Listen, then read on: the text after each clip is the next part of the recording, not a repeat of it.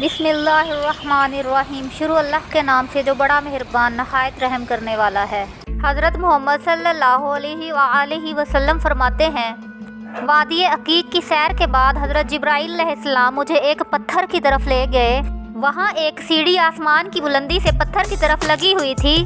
میں نے اس سے قبل اس جیسی کوئی حسین و جمیل چیز نہیں دیکھی۔ اس کا ایک پایا سونے کا، دوسرا چاندی کا، تیسرا زبرجد اور چوتھا یاقوت احمر کا تھا۔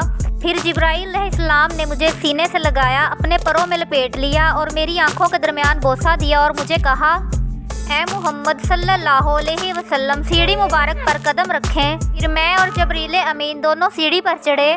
جب میری نگاہ عبادت گزاروں کے مقامات سے ہٹی تو میں نے ملائکہ کی ایک ایسی جماعت کو دیکھا جو کسی سمت روی کے بغیر اللہ تعالیٰ کی تسبیح میں مشغول تھی۔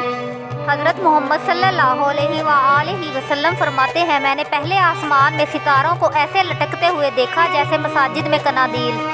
ان میں سب سے چھوٹا ستارہ ایک بہت بڑے پہاڑ سے بھی زیادہ بڑا تھا۔ پھر مجھے جبرائیل علیہ السلام آنکھ جھپکنے سے قبل آسمان دنیا تک لے گئے۔ وہ دھواں دار آسمان تھا، اسے رقیہ کہا جاتا ہے۔ میں نے دریافت کیا، اے پیارے جبرائیل علیہ السلام، یہ کیسی نہریں ہیں؟ اس نے کہا کہ یہ نیل ہے اور وہ فرات ہے، ان دونوں کا عنصر جنت سے ہے۔ ایک اور نہر پر گزر ہوا، اس پر موتیوں اور زبرجد کا محل بنا ہوا تھا اور اس سے خوشبو مہک رہی تھی۔ میں نے دریافت کیا، یہ کون سی نہر ہے؟ تو انہوں نے کہا، یہ وہ کوثر ہے جسے اللہ تبارک و تعالیٰ نے آپ کے لیے بلند کیا ہے۔ پھر میں نے عجیب الخلقت فرشتہ کو دیکھا۔ وہ ایک نورانی گھوڑے پر سوار تھا اور اس پر نورانی حلہ تھا۔ وہ قسم قسم کے پوشاک اور زیورات سے مزین اور 70,000 فرشتوں کا انچارج تھا۔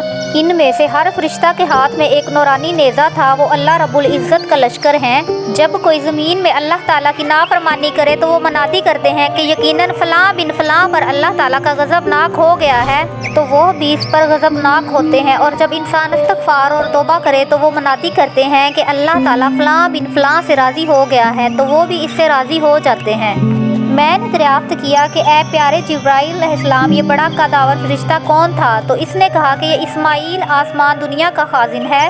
اس نے کہا، بشارت ہو اے محمد صلی اللہ علیہ وسلم، اب قیامت تک آپ صلی اللہ علیہ وسلم میں اور آپ صلی اللہ علیہ وسلم کی امت میں تمام خوبیاں کر دی گئی ہیں۔